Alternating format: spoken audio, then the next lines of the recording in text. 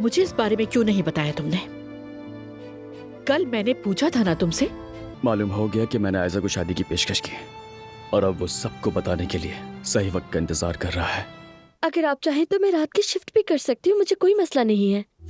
जब तुम्हारी औजान से शादी हो जाएगी तो हमारी जिंदगी बहुत आसान हो जाएगी। कहीं जुमाना मर तो नहीं गई?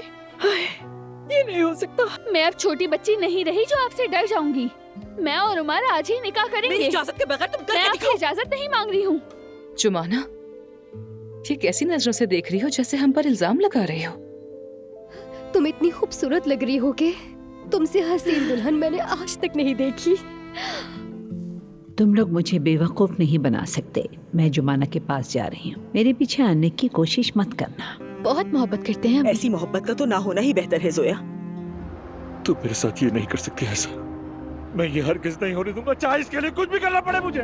कल जो कुछ कहा तुमने उसके बाद क्यों आए हो? जुमाना जरा रुको, मेरी बात सुनो। मुझे तुमसे अगर मैं तुम्हारी जगह होती ना तो दोबारा शक्ल तक नहीं देखती। जुमाना, मुझे तुम्हारी मदद चाहिए। तुम्हें क्या मसला है? मैंने कहा क्यों चिल्ला रहे हो यहाँ पर? तुझसे पूछते चिल्लाऊं क्या? जिस तरह से मोहब्बत की वो किसी और के साथ